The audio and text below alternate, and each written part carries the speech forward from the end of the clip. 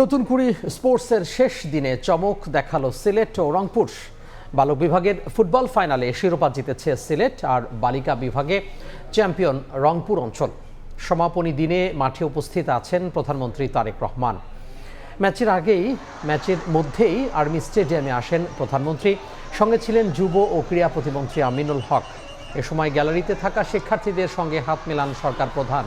দুপুরে সমানে সমান লড়াই করে ময়মনসিংহ এবং সিলেট অঞ্চল। একটা গোলের জন্য আপ্রাণ চেষ্টা চালায় দুই দল, কিন্তু শেষ পর্যন্ত সিলেটের সামনে হার মানতে হয় ময়মনসিংহকে। 1-0 গোলের জয়ে নতুন কুড়ির প্রথম আসরে চ্যাম্পিয়ন হয় সিলেট বালক ফুটবল টিম। আর দিনের আরেক ম্যাচে রাজশাহীর বিপক্ষে 4-0 গোলের দাপুটে জয় তুলে নেয় রংপুর নারী দল। এ সময় নারী দলের ফুটবল ম্যাচ উপভোগ করেন প্রধানমন্ত্রী। আসর শেষে বিজয়ীদের মাঝে পুরস্কার তুলে দেন তারেক রহমান। এই মুহূর্তে আর্মি স্টেডিয়ামে আছেন সহকর্মী আহমেদ সালেহীন। আমরা সরাসরি যুক্ত হব তার সঙ্গে। এবং কিশোর কিশোরদের মধ্যে সবচেয়ে জনপ্রিয় নতুন কুড়ি, এই নতুন কুড়ি স্পোর্টস 2025-26-এর যে প্রতিযোগিতা, খেলোয়াড় প্রতিযোগিতা, সেই প্রতিযোগিতার আজকে সমাপনী এবং পুরস্কার বিতরণী অনুষ্ঠানে ইতিমধ্যে বর্তমান সরকারের প্রধানমন্ত্রী তারেক রহমান তিনি ইতিমধ্যে মাঠে উপস্থিত আছেন এবং খেলা উপভোগ করছেন। কিশোর কিশোরদের বিভিন্ন স্কুল, কলেজ এবং বিভিন্ন জেলা উপজেলার পর্যায়ে থেকে যারা এসেছেন খেলার, এবং তার আজকে সমাপনী দিন এবং সেই সমাপনী অনুষ্ঠানে যারা আসলে খেলার ফাইনাল অনুষ্ঠানে অনুষ্ঠিত হচ্ছে, সেই বিভিন্ন পর্যায়ের খেলা কিন্তু আজকে হচ্ছে। সেই খেলার আজকে প্রধানমন্ত্রী উপভোগ করছেন মাঠে বসে। আপনারা দেখতে পাচ্ছেন তিনি তার সঙ্গে তার কয়েকজন মন্ত্রী কিন্তু তার সঙ্গে রয়েছেন, এবং সঙ্গে সেনাপ্রধান রয়েছেন, বিমানবাহিনী প্রধান রয়েছেন, তারা কিন্তু সঙ্গে রয়েছেন প্রধানমন্ত্রী তারেক রহমানের সঙ্গে। তারা এই খেলা উপভোগ করছেন। এই মুহূর্তে আমরা দেখেছিলাম যে আসলে এখানে একটি ফুটবল খেলা অনুষ্ঠিত হয়েছে।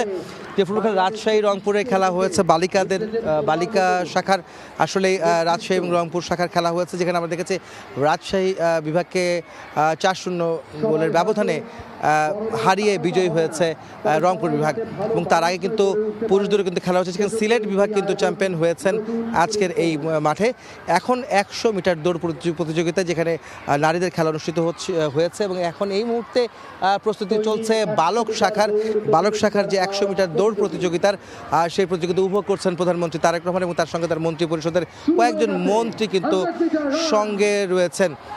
আমরা দেখতে পাচ্ছি দৌড়াচ্ছেন। এখানে দৌড় প্রতিযোগিতা শুরু হয়েছে বালক শাখার, এবং প্রধানমন্ত্রী হাততালি দিয়ে তিনি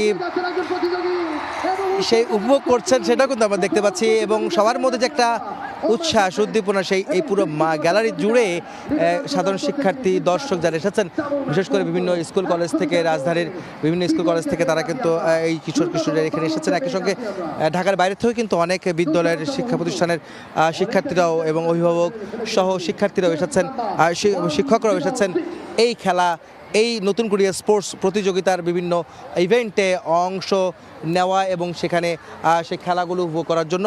যেখানে প্রধানমন্ত্রী তারেক রহমান এবং তার সঙ্গে যে মন্ত্রী পরিষদের কয়েকজন সদস্য রয়েছে, যেমন আমির খুরশিদ মাহমুদ চৌধুরী, AJM জাহিদ হোসেন সহ আমাদের কাছে ক্রীড়া প্রতিমন্ত্রী আমিনুল হক ছিলেন, একই সঙ্গে স্বরাষ্ট্রমন্ত্রী সালাউদ্দিন আহমদও কিন্তু এখানে ছিলেন, এই খেলায় উপভোগ করছিলেন। এবং আমাদের কাছে সেনাপ্রধানও কিন্তু আজকে এই আর্মি স্টেডিয়ামে, বনানীর যে আর্মি স্টেডিয়াম, সেখানে কিন্তু তিনি এই খেলা উপভোগ করছিলেন। এবং এখন পর্যন্ত এই খেলার বেশ কয়েকটি খেলার প্রতিযোগিতা রয়েছে, যেগুলো শেষ হলেই আসলে এখানে পুরস্কার বিতরণী অনুষ্ঠানে যোগ দেবেন প্রধানমন্ত্রী তারেক রহমান, এবং যারা বিজয়ী হয়েছেন তাদেরকে পুরস্কার দেওয়ার মধ্য দিয়ে এই নতুন কুড়ি স্পোর্টস 2025-26-এর সমাপনী অনুষ্ঠানের শেষ হতে যাচ্ছে। তারপরে কিন্তু বক্তব্য রাখবেন প্রধানমন্ত্রী তারেক রহমান। এটাই ছিল আমার কাছে রাজধানীর বনানীতে আর্মি স্টেডিয়ামে নতুন কুড়ি স্পোর্টস 2025-26-এর যে ফাইনাল খেলার বা সমাপনী অনুষ্ঠানের সবশেষ খবর।